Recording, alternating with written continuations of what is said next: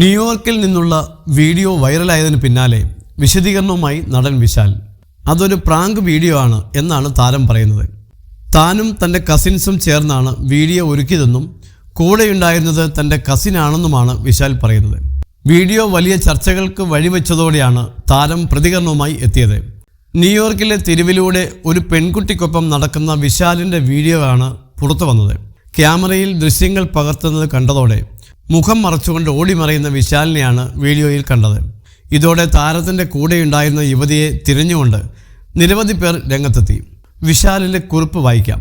Sorry guys, അടുത്തിടെ പ്രചരിച്ച എൻ്റെ വീഡിയോയ്ക്ക് പിന്നിലെ സത്യം വെളിപ്പെടുത്തേണ്ടതുണ്ട്. സ്ഥലത്തിൻ്റെ കാര്യത്തിൽ അത് പകുതി സത്യമാണ്. അത് ന്യൂയോർക്കാണ്. എൻ്റെ കസിൻസിനൊപ്പം സാധാരണ ഒത്തുകൂടാറുള്ള സ്ഥലമാണിത്. ഒരു വർഷത്തെ തിരക്കുകൾക്ക് ശേഷം ഊർജത്തിനായി ഞാനിവിടെ എത്തുന്നത് പതിവാണ്. ബാക്കി പകുതി പ്രാങ്കാണ്. ക്രിസ്മസ് ദിനത്തിൽ ഞങ്ങൾ കസിൻസ് എല്ലാം ചേർന്ന് ഒപ്പിച്ചത്. സംവിധാനം ചെയ്തതും അഭിനയിച്ചതും നടപ്പിലാക്കിയതുമെല്ലാം കസിൻസാണ്.